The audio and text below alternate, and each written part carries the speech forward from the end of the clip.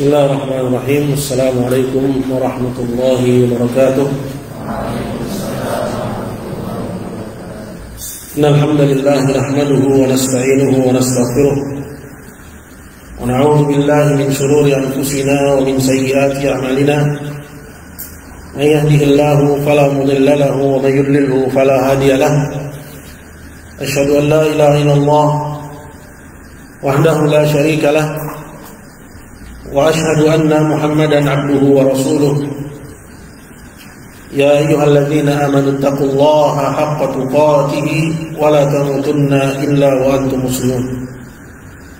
Amma ba'du, fa inna asdaqal hadits kitabullah ta'ala wa khairal hadi hadi Muhammadin sallallahu alaihi wasallam wa syarrul umuri muhdatsatuha fa inna kulla muhdatsatin bid'ah wa kullu bid'atin dhalalah wa kullu dhalalatin finnar. A'adzani Allah wa iyyakum minan nar.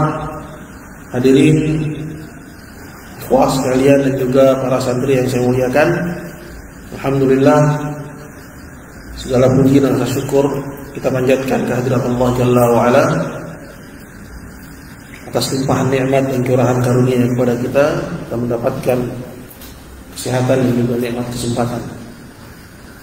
Di malam hari ini topik dan pembahasan kita adalah melanjutkan pembahasan kitab Subulus Salam, yaitu syarah dari Syekh bin Baz rahimahullah ta'ala terhadap kitab Nawaqidul Islam.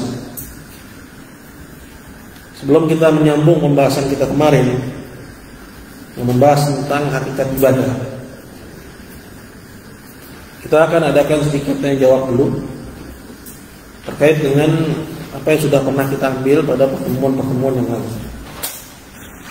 Baik. Dalam kitab Nawaqidul Islam, batal-batal keislaman. Siapa yang mau jawab? Qais, belum ya Qais? Belum. Syekh Muhammad bin Abdul Wahhab rahimahullah menyebutkan ada berapa pembatal dalam kitabnya pembatal keislaman. Ada 10. Baik, jelas jazakallahu khair. Pertanyaan yang kedua, Antum siapa namanya? Febri, bangun Febri. Nah, ada yang antum ingat dari 10 pembatal keislaman ini? Sebutkan salah satunya.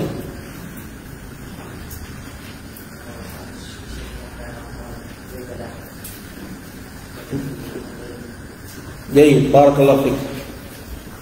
Ya, melakukan kesyirikan dalam beribadah kepada Allah Subhanahu wa taala. Contohnya seperti menyembelih untuk selain Allah atau bernazar untuknya. Baik. Ijlis, jazakallahu khair.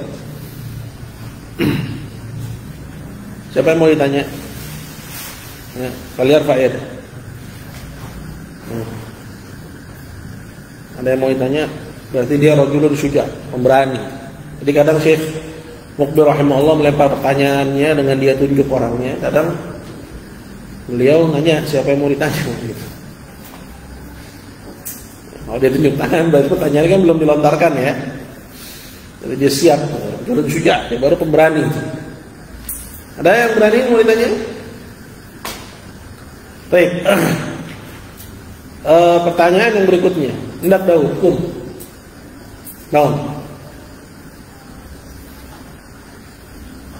Orang yang melakukan pembatal keislaman, maka orang itu batal Islamnya dalam semua keadaan. Syekh Muhammad bin Abdul Wahhab rahimahullah di akhir kitab itu hanya memberikan satu pengecualian kondisi di mana orang itu nggak batal.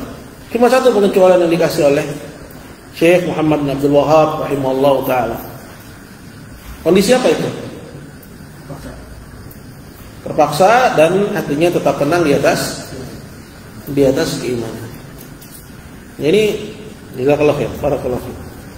Ajab tawasok, menjawab dan benar. Iblis.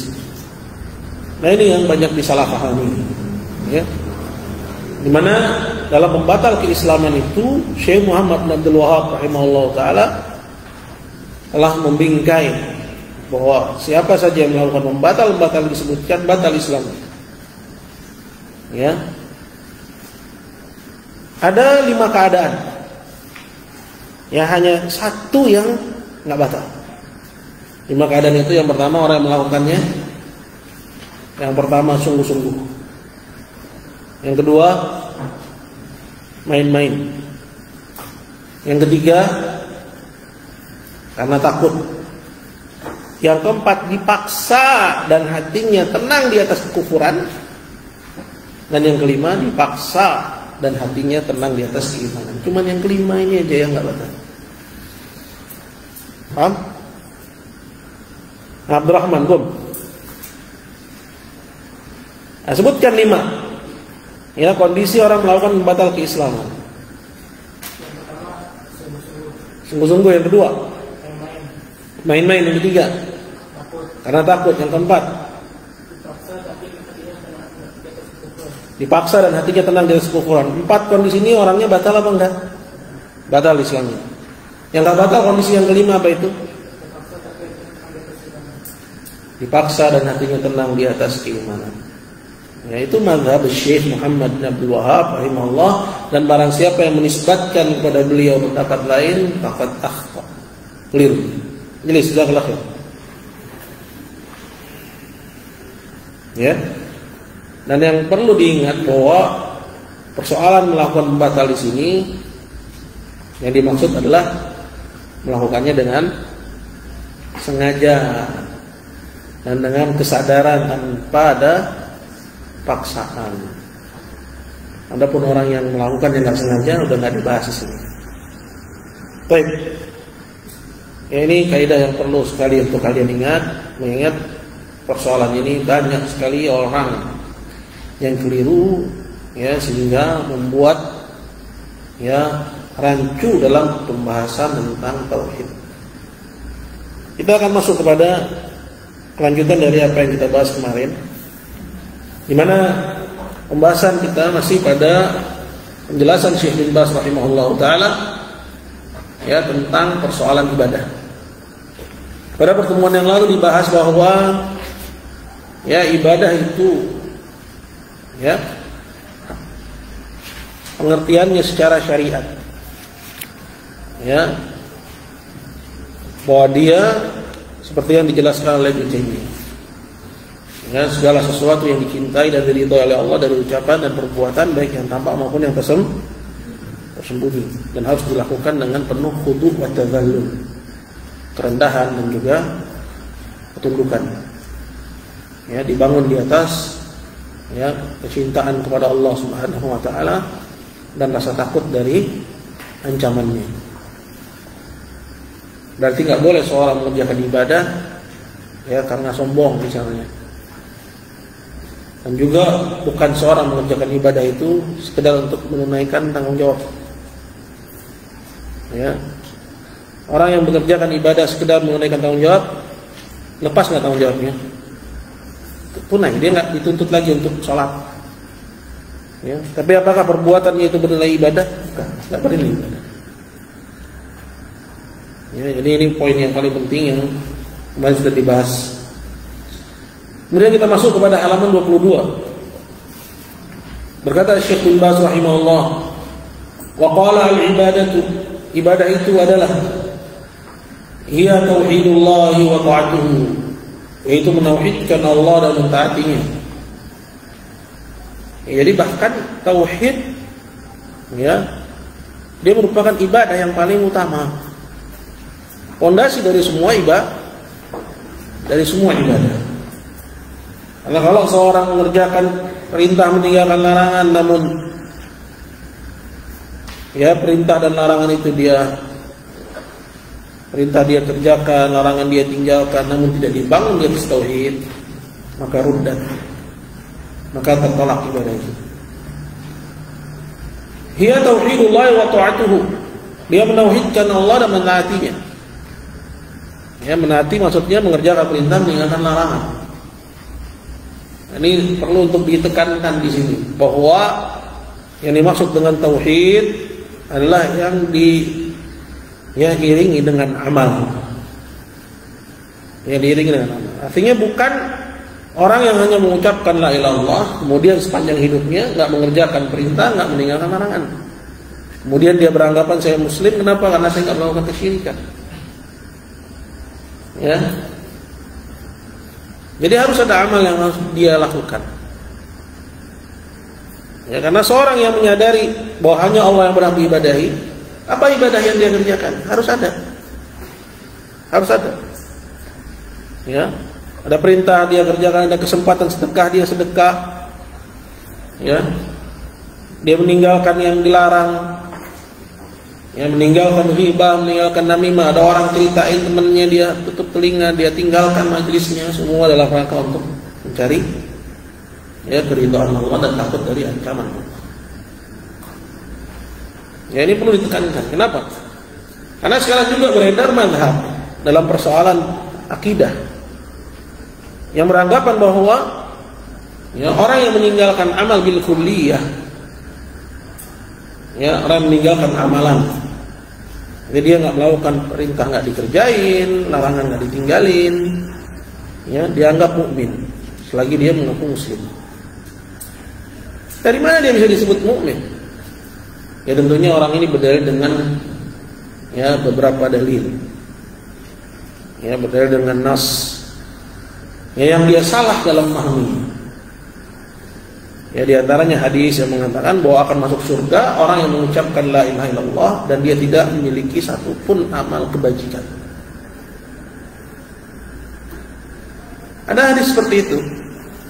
Namun ini bukan kaidah yang muttaridah, kaidah yang bisa diberlakukan pada semua orang. Anda bisa bayangkan kalau hadis seperti ini dipopulerkan, disampaikan di khutbah-khutbah, masuk ke penjara, maling jadi tobat atau dia akan tetap di atas kemaksiatannya. Dia bawakan hadis ini di tempat pelacuran, dia malah akan taubat dari zinanya atau malah dia bersandar dengan la ilaha illallah? Dia akan bersandar dengan la ilaha illallah. Ini mazhab rusak seperti ini. Ya, akibat keliru dalam memahami hadis. Para ulama menjelaskan bahwa itu kasus, bukan kaidah yang umum berlaku. Bahwa ada seorang yang misalnya dia mengucapkan la ilaha illallah, kemudian setelah itu meninggal. Seperti siapa? Seorang anak Yahudi. Ketika Nabi SAW berkunjung kepadanya, anak itu sedang sekarat. Kemudian Nabi bilang, ya gulam, qul la ilaha illallah. Wahai anak kecil, ucapkanlah olehmu la ilaha illallah. Kemudian dia lihat ke arah bapaknya. Bapaknya bilang, ati Abul Qasim, taatilah Abul Qasim. Kemudian dia ucapkan la ilaha illallah. Kemudian kata Nabi, alhamdulillahilladzi anqadhahu minan nar. Segala puji bagi Allah yang telah menyelamatkan dia dari neraka. Ya.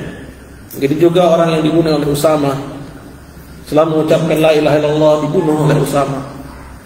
Ya. Nah, ini orang yang belum sempat mengerjakan kebaikan. Tapi ini nggak boleh dijadikan kaidah, sehingga akhirnya muncul kesalahpahaman. Yang menganggap bahwa cukup hanya dengan la ilaha illallah. Udah la ilaha illallah aja itu selamat kok, pakai la ilaha illallah doang. Akhirnya perintah nggak dikerjain, larangan nggak ditinggalkan. Lah, bukan itu tauhid. Tauhid itu mengejar kecintaan Allah, mengejar keridhaan Allah dengan mengerjakan perintah, meninggalkan larangan. Di atas at-tauhid. Jadi di sini disebut wa ta'atuhu, dan mengerjakan ketaatan kepadanya. Wa mentaati Allah, mengerjakan perintah, meninggalkan larangan, itu ibadah. Qala hiya al-islam wal iman. Ibadah itu adalah Islam dan juga iman.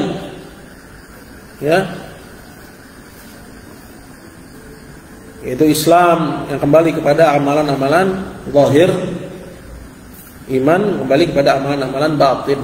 Dalam hadis Jibril, ketika Nabi ditanya, akhbirni anil Islam, maka Nabi menjawab Islam dengan amalan zahir. mengucapkan 2 kalimat syahadat, mengerjakan sholat, ya apalagi zakat, puasa, haji.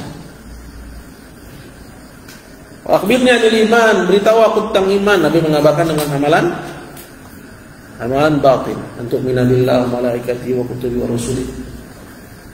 Ya. Wala hiyal huda, itulah petunjuk. Hiyal birri wat taqwa, dan itulah kebajikan dan ketakwaan. Jadi tidak ada ketakwaan tanpa tauhid. Qala hiya ta'atullah, ibadah itu adalah mentaati Allah. Qala hiya al-inqiyadu bi syar'illah, dan ketundukan kepada syariat Allah. Qala hadhihi hiya al-ibadatu allati anta makhluqun laha, itulah ibadah yang untuk itu kamu diciptakan. Ya, wa ma khalaqtul jinna wal insa illa liya'budun, dan tidaklah aku ciptakan jin dan manusia melainkan untuk beribadah kepadaku. Ada perintah yang harus kita kerjakan, ada larangan yang harus kita tinggalkan. Summiyat islaman, dia juga disebut sebagai Islam. Ibadah itu disebut dengan Islam. Wa summiyat imanan, disebut juga dengan iman. Islam kalau disebut sendirian mencakup juga iman. Ya, iman kalau disebut sendirian juga mencakup Islam. Idza ijtama'at iftaraqa wa idza iftaraqa ijtama'a. Ya. Tapi kalau disebut bersandingan, Islam maksudnya amalan zahir, iman maksudnya amalan batin. Tapi kalau Islam saja disebut, maka mencakup amalan lahir dan batin. Begitu juga kalau iman saja disebut, dia mencakup amalan lahir dan batin.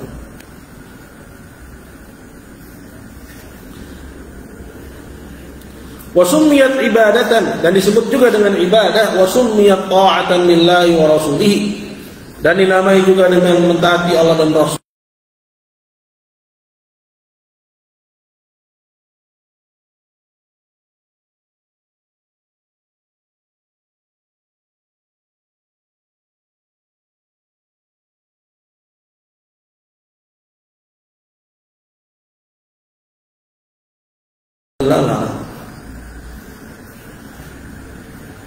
Kemudian berkata beliau, qala ba'du salaf, dan berkata sebagian ulama salaf, man abadallaha bil hubbi wa fi za'mihi annahu yuhibbullah faqat.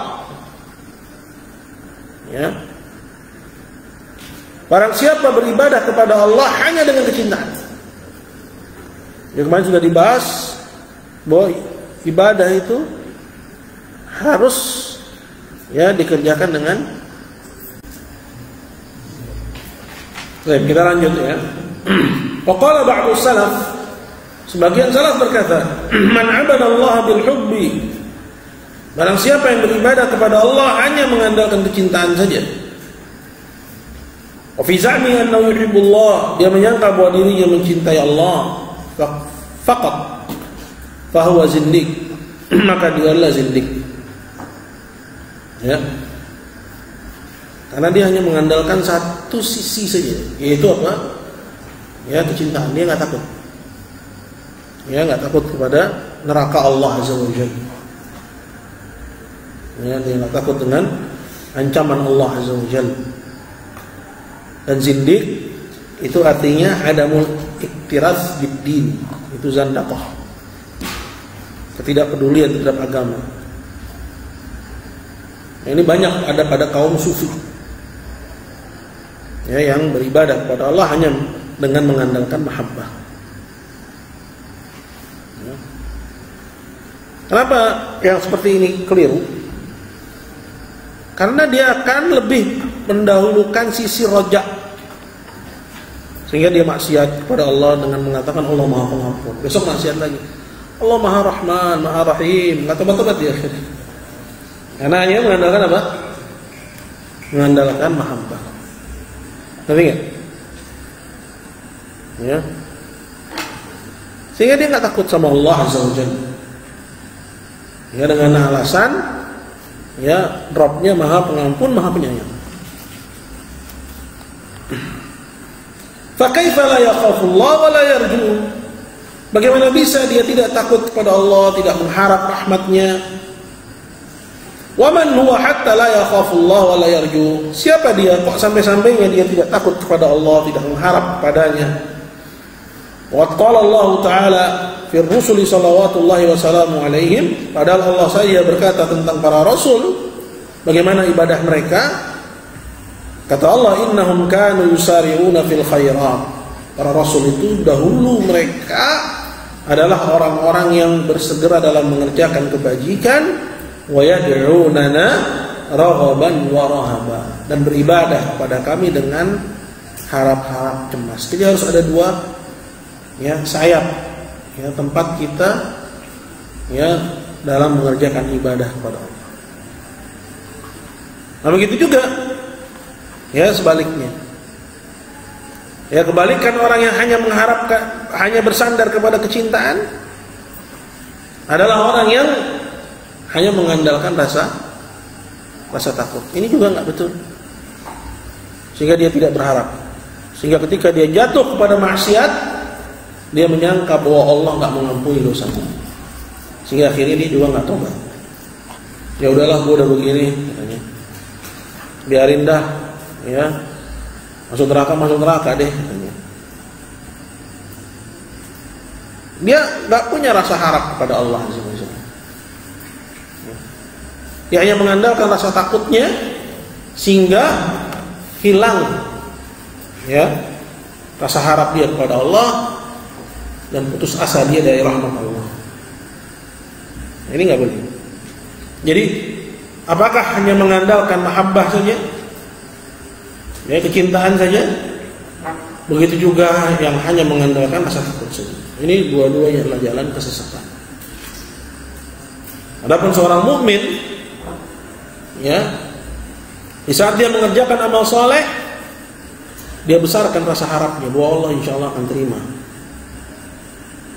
amal ibadahnya. Saat dia berdoa, dia besarkan rasa harapnya, insya Allah akan kabulkan permohonannya. Di saat dia melihat ada kemaksiatan, dia menjauh, dia besarkan rasa takutnya, karena dia ingat azab Allah maha keras. Jadi harus berjalan di atas dua sayap. Nggak boleh hanya bersandar kepada salah satunya. Apa dua sayap itu? Kamu bangun, rekan.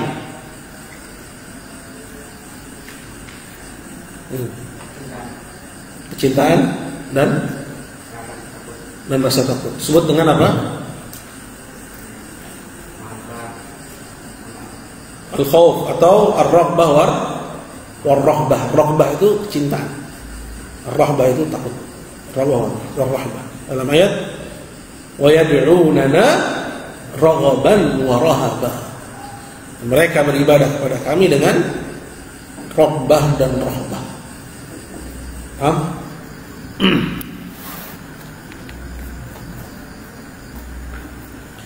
Kata Syekh bin Baz, qala ma qala yad'unana ya hubba.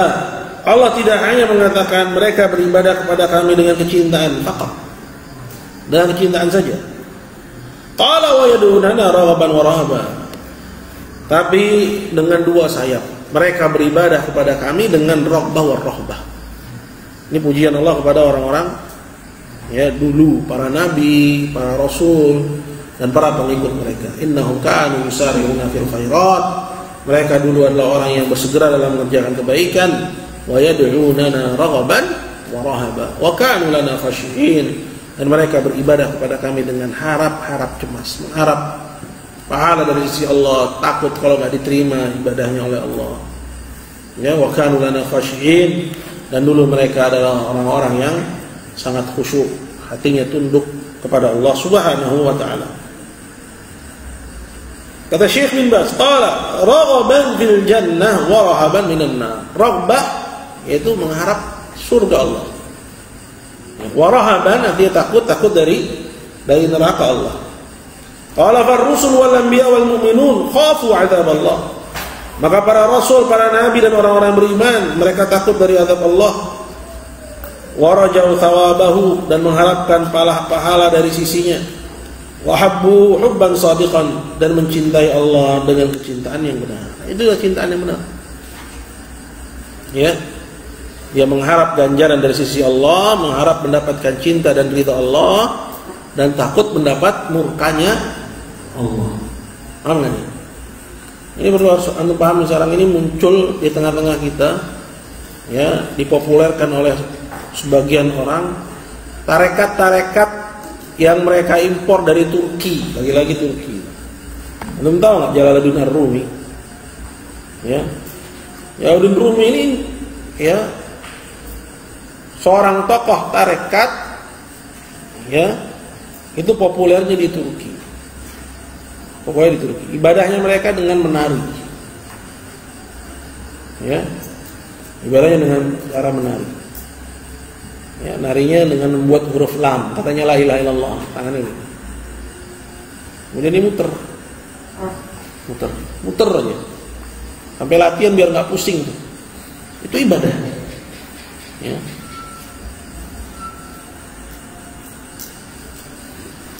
Dan muaranya tarekat-tarekat di Turki itu pada wahdatul wujud. Ya. Ini banyak di Turki. Makanya mereka sangat memusuhi akidah muwahhidin, akidahnya ahli tauhid. Ya, aslinya mereka tarekat Bektasyiyah. Ya, muaranya kepada wahdatul wujud.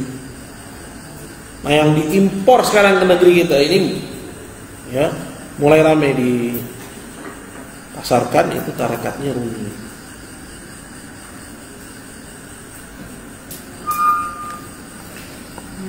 Nah, ini kesesatan. Beribadah kepada Allah hanya dengan kecintaan. Beribadah kepada Allah dengan hanya mengandalkan kecintaan, ini ada pada orang-orang sufi. Dan orang yang hanya mengandalkan rasa takut siapa? Biasanya pelaku maksiat yang nggak punya pemahaman yang benar. Ya, sehingga dia menyangka bahwa Allah nggak akan mengampuninya, sehingga akibatnya dia tidak, ya, kembali dari kemaksiatannya, tidak taubat kepada Rabb-nya.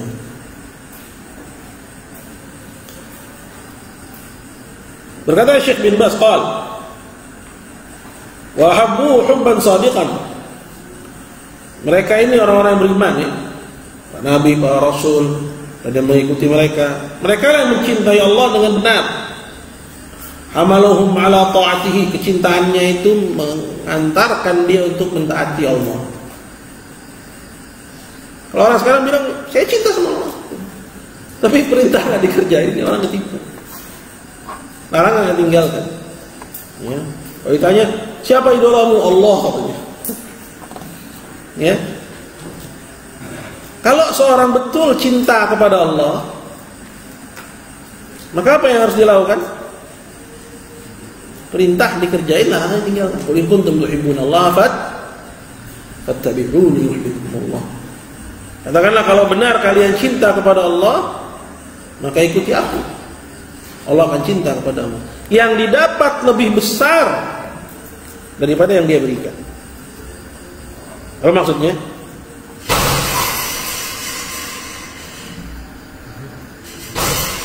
Yang didapat oleh orang yang cinta kepada Allah, itu kecintaan Allah. Itu lebih besar daripada yang dia berikan. Apa? Apa yang dia berikan? Kecintaan dia. Kenapa kita bilang cinta hamba kepada Allah itu lebih rendah? Ya wajar, yang miskin, yang papa, yang gak punya apa-apa, cinta kepada yang maha punya, bergantung kepada yang maha punya. Tapi giliran yang maha kaya cinta sama dia, ini suatu keajaiban. Kita cinta kepada Allah, itu udah lumrah. Lumrah kamu cinta sama Allah, ya kamu miskin, kamu gak punya apa-apa, semua dari Allah. Wajar kamu cinta sama Allah. Tapi yang kaya, yang maha memberi, maha menganugerahkan nikmat, jadi cinta kepada hamba yang miskin ini, itu suatu hal yang luar biasa. Paham kalian? Ya. Jadi kecintaan yang benar itu kecintaan yang mengantarkan seorang menjadi hamba yang taat kepada Allah. Paham? Wa tarki ma'siyatih, dan meninggalkan kemaksiatan kepada Allah. Lam yahmiluhum 'alal ghulu. Ya. Dan tidak menjadikan, ya, kecintaan itu tidak menjadikan dia ghulu. Ya, berlebih-lebihan. Ya, berlebih-lebihan dalam beribadah kepada Allah sehingga mengada-ngada dalam perkara agama. Nah, dia akan taharri, dia akan berhati-hati untuk, ya, mencari sebab-sebab keridhaannya. Mencari dengan thalabul ilmi, dengan belajar. Karena, ya, dia tahu bahwa perkara ibadah itu nggak bisa didetek dengan akal. Maka dia belajar untuk memahami murad Allah, murad Nabi sallallahu alaihi wasallam. Apa yang dimaukan Allah dalam Al-Qur'an dan apa yang dimaukan oleh Nabi dalam sunnahnya. Untuk dia ketahui, kemudian dia beribadah kepada Allah sesuai dengan syariatnya. Gitu. Karena orang yang cinta berkorban. Betul nggak? Bapak kamu itu cinta sama kamu, makanya dia berkorban. Berapapun biaya sekolah kamu disekolahkan. Yang sanggup 30 juta masukin sekolah 30 juta. Yang sanggup 80 juta masukin ke yang 80 juta. Yang sanggup 10 juta masukin 10 juta, walaupun harus susah payah. Begitu juga orang yang cinta kepada Allah berkorban. Berkorban untuk mengetahui apa-apa saja pintu-pintu keridhaannya. Ya. Lewat apa? Gak bisa lewat mimpi. Ya. Melalui Al-Quran. Karena Allah jelaskan syariatnya, keridhaannya dalam Quran. Makanya orang yang cinta kepada Allah suka bolak-balik surat-suratnya. Seperti orang yang cinta kepada kasihnya, udah lecek tuh surat cinta, lihat lagi. Udah apa nih isinya? Ya, kalau dia rindu, dia buka lagi, udah lecek padahal. Itu orang yang cinta kepada Allah. Dia suka bolak-balik suratnya. Ya. Maka kata, ya, Utsman bin Affan, "Lau tahurat qulubuna ma syabi'a min kalamillah." Kalau hati kita ini suci, bersih, tak akan pernah kenyang dari membaca kalamullah. Tak akan pernah kenyang. Tapi kenapa kita sedikit aja nggak kuat? Tapi kalau duduk berlama-lama di hadapan game, udah 3 jam. Ya.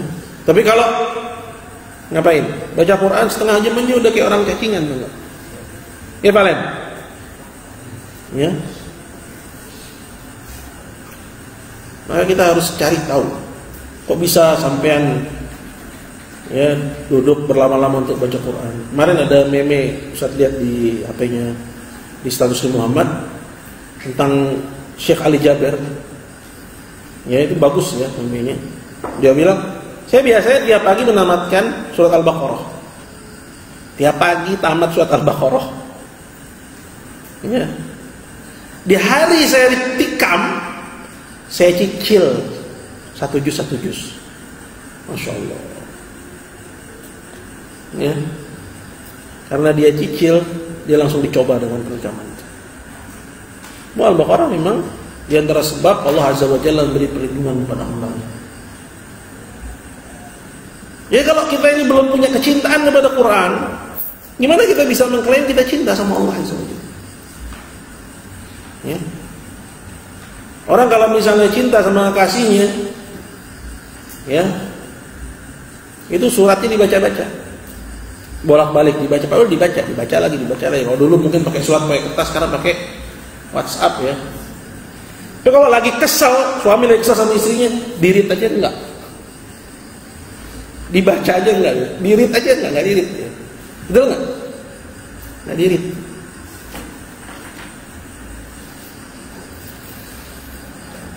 Lam yahmilum 'alal ghulu.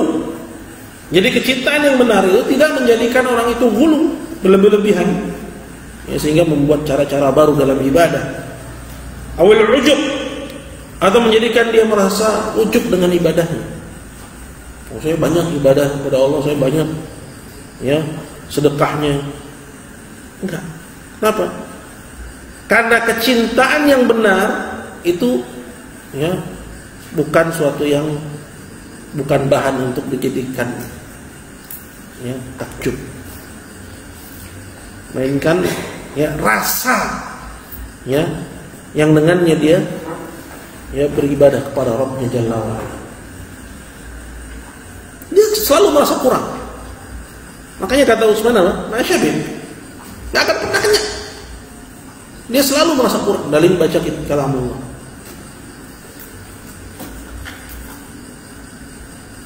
Ada seorang yang renta di Arab Saudi. Ya dia cerita ya bahwa dalam bulan Ramadan ya dalam bulan Ramadan setiap harinya dia khatam Quran. Pernah nggak ada bukannya bisa untuk khatam Quran dalam sehari, minimal pengen coba gitu. Atau kita anggap beritanya sebagai angin lalu,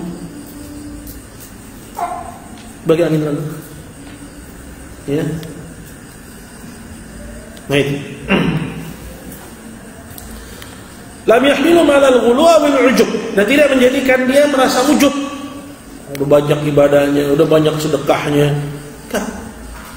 Karena dia mengerjakan ibadah itu karena apa? Cinta. Dan dia nggak pernah merasa ya sudah apa? Sudah memenuhi hak Allah Azza wa Jalla dalam ibadahnya itu.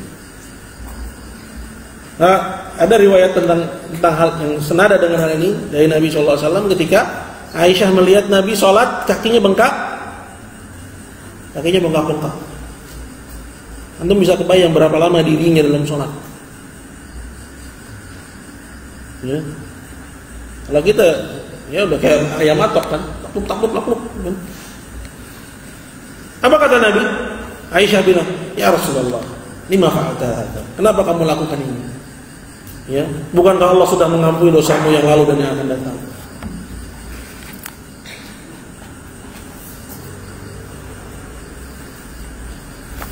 Apa kata Nabi sallallahu alaihi wasallam?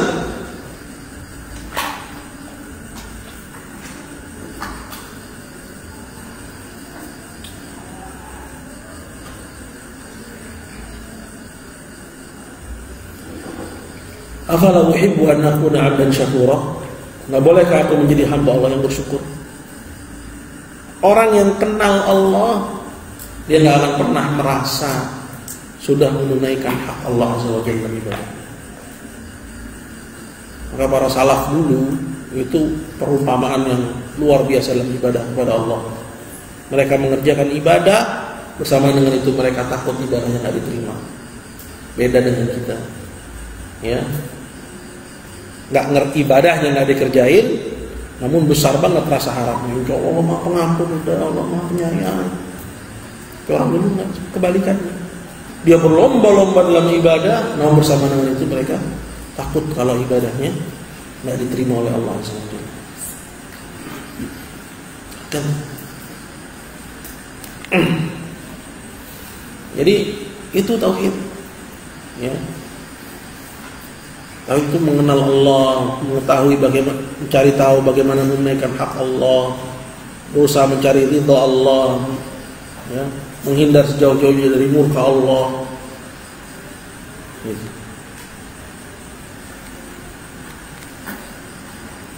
Qala lam yahmilhum 'ala al-ghuluwi aw al-ujubi aw al-kibr. Begitu juga enggak menjadikan dia sombong dengan ibadahnya. Kenapa tadi? Ya. Karena ibadah bagi dia adalah dia yang butuh. Dia nggak merasa bahwa dirinya sudah punya banyak jasa, tapi dia yang butuh kepada ibadah itu. Maka hal itu tidak menjadikan dia sombong. Hamalahum ala ta'atillah, bahkan membawa dia untuk menaati Allah, wal khauf min, takut dari Allah, wal raghab fi ma indah, dan mengharap akan apa yang Allah janjikan ya di sisinya. Al-ibadatu takunu an hubbin, ibadah yang dibangun di atas kecintaan, wa an raja'in, di atas rasa harap, wa an khaufin, dan rasa takut, la an kibrin wa batarin, bukan karena kesombongan, ya, merasa bangga, wa taraffu'in 'alan nas, dan ya merasa di atas semua. Kayak saya sering ingatkan persoalan, ya, al-uzur bil jahl, berkaitan dengan masalah tegak hujjah. Jangan selalu melihat orang lain bahwa hujjah itu lebih tegak kepada kita sebelum orang lain. Ya. Maka ketika kita katakan bahwa barang siapa yang telah sampai kepadanya Quran, sampai kepada Quran. Kata Syekh bin Baz, man balaghahul Quran, faqad balaghahul hujjah. Kita ini bukan cuma sampai kepadanya Quran, kita sampai kepadanya kalamu ahlul ilm. Ya, jadi bukan menjadikan hal itu kita menjadi tarafu', nah yang kita harusnya lebih takut. Kenapa? Karena hujjah itu lebih tegak kepada kita daripada orang lain.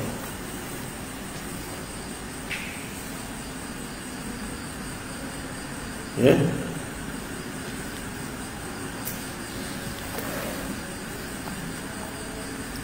Kemudian berkata beliau, qala wa hadhihi ibadatu allati khalaqa Allahu ats-tsaqalaini min ajliha. Dan ibadah yang menjadi sebab Allah ciptakan jin dan manusia itu, hiya tauhiduhu bi anwa'il ibadah. Tapi kan, yaitu menauhidkan Allah dengan segala macam ibadah. Jadi ada yang dikerjain. Bukan sekedar apa? Yang penting gua enggak syirik. Enggak, ente harus kerjain salat. Dan salatnya jangan salat yang mengandung kesyirikan. Puasa begitu juga. Zakat, haji, amar ma'ruf nahi munkar, ya, sedekah, ya, dan seterusnya. Hiya tauhidu bi anwa'il ibadah. Ibadah yang karenanya Allah ciptakan jin dan manusia adalah menauhidkannya dengan beragam macam ibadah. Min salatin, dari salat, was saumin, dan puasa, was zakati wal hajj, zakat dan juga haji, wala was sujud, begitu juga sujud, wat tawaf, wal dzabh, dzabh itu menyembelih, wan nazar, itu nazar, wal khauf wal raja, rasa takutnya juga hanya untuk Allah, ya, wal raja, rasa harapnya juga hanya karena Allah, wal istighatsah wal isti'anah wa isti'adah, minta keselamatan, minta pertolongan. Ya udah jelasin ya perbedaan antara istighatsah dengan isti'anah. Ya, istighatsah itu lebih sempit maknanya daripada isti'anah. Istighatsah itu dalam kondisi genting. Isti'anah itu dalam kondisi genting atau selainnya. Wal isti'adzah, dan juga minta perlindungan, wasail anwa'id du'a, dan segala macam bentuk doa. Wa yadkhul fi dzalika ta'atu subhanahu fi jami'i awamiri wa tarki nawahi, dan masuk ke dalamnya semua perkara mentaati Allah dalam segenap perintah dan meninggalkan larangan.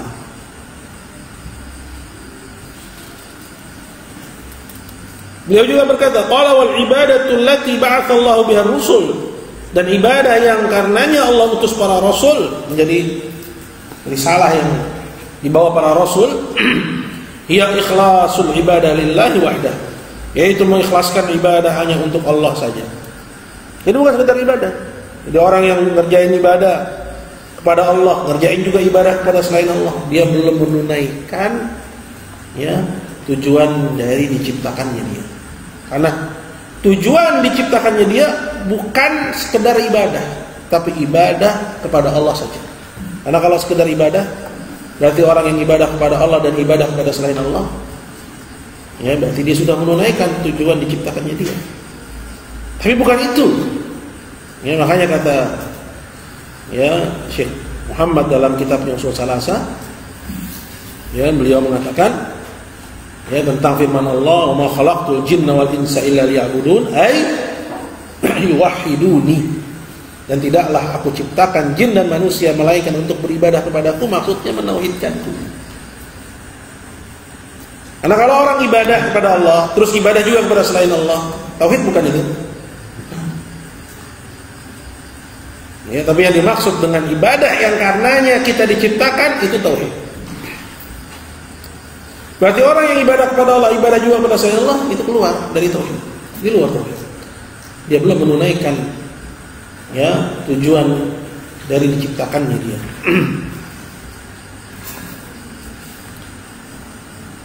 Qala al-aqidatu allati ba'atha Allah biha rusul. Ya, akidah ya. Akidah yang karenanya Allah utus para rasul adalah mengikhlaskan ibadah untuk Allah semata, wa tarki ibadati ma siwa, dan meninggalkan ibadah kepada selainnya. Minal asjar, selain Allah itu seperti misalnya pohon, wal ahjar, dan batu, wal asnam wa ghairi dzalik, berhala dan selainnya. Dan Ustaz ingatkan juga ya akan persoalan bahwa peribadatan kepada batu, kepada pohon itu cabang dari peribadatan kepada orang soleh. Ya, karena kesyirikan yang pertama kali itu bukan kepada batu. Awalnya justru kepada orang soleh. Cuman orang sekarang ini kebalik. Kalau ibadah kepada batu kita tahu itu syirik, tapi ini kan yang diibadahi orang soleh. Nah, salah kamu. Justru kesyirikan pertama kali terjadi itu kepada orang soleh. Hulu kepada orang soleh, kemudian berkembang, akhirnya mereka ibadah kepada pohon, ibadah kepada batu, ibadah kepada benda mati. Artinya apa? Kalau beribadah kepada ya misalnya batu itu adalah syirik akbar yang mengeluarkan pelakunya dari Islam, apalagi gitu. Kalau yang diibadah itu orang soleh, gitu logikanya. Jadi kita lurusin logikanya orang-orang. Bukan malah seperti kata sebagian orang, kalau ibadah pada batu, pohon ya itu memang paganisme gitu. Ibadah kaum pagan, tapi kan ini yang mereka ibadahi orang soleh. Nah, justru kesyirikan yang terjadi pada zaman Nuh itu terhadap orang soleh. Fala yud'a ila Allah wahdah. Maka tidak boleh menyeru kecuali kepada Allah semata. Wala yustaghathu illa bihi. Tidak boleh minta keselamatan kecuali kepadanya semata. Wala yahkumu illa syar'ah, dan tidak boleh memutuskan kecuali dengan syariatnya.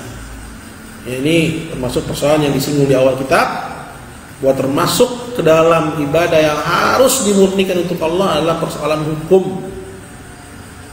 Ingat ya, dalam masalah hukum, ya seorang nggak boleh ya menganggap misalnya ada hukum lain yang sama sebanding dengan hukum Allah. Ini murtad, tidak, ya riddah kubro, orangnya batal Islam. Menganggap selain hukum Allah sama, apalagi selain hukum Allah sama dengan hukum Allah, apalagi yang kedua, atau lebih utama daripada hukum Allah, atau boleh berhukum dengan hukum selain hukum Allah, atau merubah hukum Allah, atau menyingkirkan hukum Allah. Ini semuanya riddatun kubra. Yang pertama apa? Menganggap selain hukum Allah sama dengan hukum Allah, atau selain hukum Allah lebih utama daripada hukum Allah. Atau yang ketiga apa? Enggak, yang paling utama hukum Allah. Terus boleh nggak berhukum dengan selain hukum Allah? Boleh. Ini murtad orang. Nggak ada rincian, nggak ada tafsir, nggak ada, ya, nggak ada istilahnya syirik asghar dalam kasus ini. Begitu juga kita tambahin dua kondisi apa? Merubah hukum Allah. Ada hukum Allah dia rubah, dia ganti. Atau dia singkirkan hukum Allah. Maka ini riddatun kubra. Yang ada syirik kecilnya adalah masalah apa? Kasus. Dia berhukum dengan selain hukum Allah, ya, karena riswah, karena sopokan. Dia berpaling dari hukum Allah kepada hukum buatan karena terbawa emosi. Betulan yang jadi terdakwanya dia hakim, terdakwanya mantan istrinya misalnya, atau mantan gebetannya gitu. Dia iba, akhirnya dia berpaling misalnya. Atau karena riswah, karena sogokan, ya, sehingga dia berpaling dari hukum Allah kepada hukum buatan atau hukum dirinya sendiri, dan dia sadar bahwa dia maksiat ketika itu. Maka ini syiriknya syirik asghar, kufur asghar. Ini yang dimaksud oleh Ibnu Abbas sebagai kufrun duna kufrin, kekufuran yang bukan kekufuran. Tapi 5 keadaan tadi luar biasa. Dia ada rincian seperti yang ditegaskan oleh Syekh Muhammad bin Ibrahim, ya, Al-Syekh dalam Tahkim Al-Qawaid. Berarti termasuk yang harus dimurnikan ibadahnya kepada Allah masalah hukum. Ya. Jadi kita tegaskan hal ini. Sebagaimana juga kita tegaskan bahwa nggak boleh kita keluarkan persoalan hukum ini, sehingga tauhid tidak empat. Tauhid uluhiyah, rububiyah, semua sifat, dan tauhid hakimiyah. Kenapa? Karena persoalan hukum itu masuk ke dalam keumuman tauhid ibadah. Maka nggak usah dikeluarkan. Ya. Nggak perlu diberikan perhatian khusus. Ya, seperti fenomena banyak dari dakwah-dakwah yang berkibar sekarang dengan mementingkan apa yang mereka istilahkan dengan khilafah Islamiyah. Kenapa? Karena masalah hukum itu adalah sama seperti sholat. Sama-sama ibadah yang harus dimurnikan untuk Allah.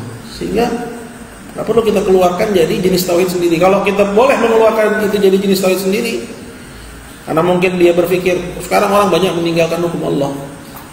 Nanti kalau ada orang meninggalkan sholat, kita bikin juga tauhid itu sholat. Ada orang banyak meninggalkan doa untuk Allah, kita bikin tauhid doa. Akhirnya amr fawd. Jadi kisruh persoalannya. Nah, kita cukupkan dengan pembagian tauhid ada 2 macam. Yang pertama thulathiyah, tauhid terbagi menjadi 3, atau tauhid terbagi menjadi apa? Menjadi 2. Ya, thunaiyah. Tauhid ma'rifah wal itsbat dan tauhid al-qasd wa talab, ini kata Ibnu Qayyim. Atau tauhid rububiyah, uluhiyah, semua sifat. Itu dalam pelajaran Qurratul Uyunil Muwahhidin. Lupa ya. Ya, ada pembagian thunaiyah jadi terbagi menjadi 2, dengan ada tauhid yang terbagi menjadi 3. Tapi yang 2 itu muaranya ke 3 juga.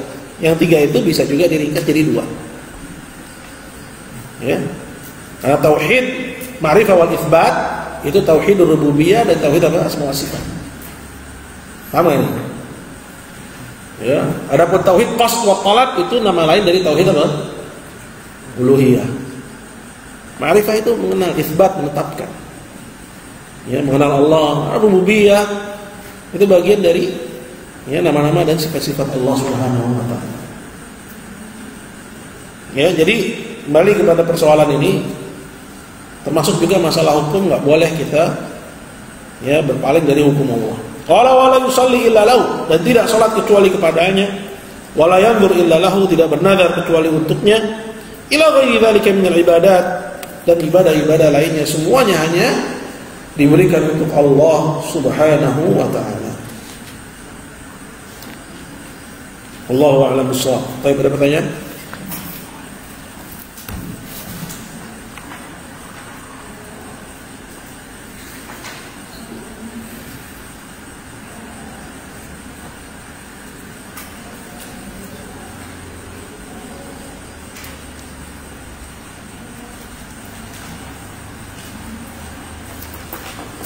Ada persoalan ikhwan, kalau nggak ada kita cukupkan. Mau tanya apa? Mata kamu itu punya pertanyaan. Kelihatan orang yang mau nanya apa? Hah? Kalau ada orang yang sekarat terus ngucapin la ilaha illallah, itu katanya langsung masuk surga pas sesuai amalannya gitu, bisa sesuai amalannya. Ya, hadis yang mengatakan bahwa man qala la ilaha illallah dakhalal jannah, barang siapa mengucapkan la ilaha illallah masuk surga, itu bukan berarti kalau dia punya dosa langsung masuk surga gitu. Dosanya nggak dihisab. Karena yang namanya dosa selain kesyirikan itu dalam akidah kita tahtal masyiah, terserah kehendak Allah. Apabila Allah berkehendak Allah ampuni begitu saja, atau Allah berkehendak Allah hukum dia sesuai dengan kata dosanya. Tapi nanti masiru, tempat kembalinya adalah surganya Allah SWT. Jadi maksudnya ya hadis yang mengatakan barang siapa ya man kana akhiru kalamihi la ilaha illallah dakhala jannah. Dan siapa yang akhir ucapannya itu la ilaha illallah, dia akan masuk surga. Bukan artinya masuk surga tanpa hisab dan tanpa azab, bukan. Paham? Ya. Sambil juga kita harus perhatikan, ya. Pada dasarnya orang yang melawan kesyirikan di masa hidupnya itu nggak akan terbantu di akhir hayatnya untuk mengucapkan la ilaha illallah. Ya, karena orang yang terbantu di akhir hayatnya dia tutup ya usia dengan lisannya mengucapkan la ilaha illallah adalah orang yang memang semasa hidupnya itu hidup di atas la ilaha illallah. Berdakwah di atasnya, mencintai sesama pemeluk la ilaha illallah, membenci kesyirikan, selalu menjadikan itu sebagai dandana. Ya, gembar-gembornya kita berharap semoga Allah Azza wa Jalla wafatkan kita di atas la ilaha illallah. Amin. Ya. Namun kadang ada cobaan. Ya, dukun tutup usia mengucapkan la ilaha illallah. Ya, maka dalam kondisi seperti ini gimana? Ya, yang kita lihat adalah bagaimana perbuatannya. Bagaimana perbuatannya? Ya, perbuatannya di dunia dia dukun. Ya. Maka itu yang menjadi hukum asal. Karena menilai manusia sesuai dengan zahirnya. Kita nggak tahu dia tobat. Ya, nggak tahu kita tobat dia meninggalkan perdukunannya. Ya, maka sesuai zahirnya. Zahirnya adalah syirik, maka kan nusalli alaih, kita nggak sholatin dia. Ya. Atau ya ada orang yang misalnya ada orang sekarat, katanya saya sempat dia dengar dia mengucapkan la ilaha illallah, padahal masa hidupnya tarikus salat. Semasa hidupnya orang meninggalkan sholat, semasa hidupnya musuh Islam. Ya, pada musuh Islam ya dia nempel, loyal, pada kaum muslimin dia jahat. Ya, kita nggak percaya pengakuan ada orang bilang bahwa dia masa hidupnya mengucapkan la ilaha illallah. Kenapa? Karena yang lebih kita percaya apa yang kita lihat dari keseharian. Ya, kecuali kalau memang kita tahu tak dia tobat kepada Allah Subhanahu. Nah, itu. Allahu a'lam bissawab. Tapi lagi. Kalau tutup nggak ada pertanyaan ya. Ayo tanya aja nggak apa. Nggak boleh jadi penakut gitu. Nanya aja takut. Apa?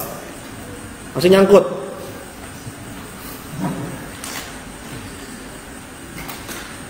Udah, kalau nggak ada kita cukupkan, kita akhiri. Subhanakallah wa bihamdika asyhadu an la ilaha illa anta astaghfiruka wa atubu ilaik. Assalamualaikum warahmatullahi wabarakatuh.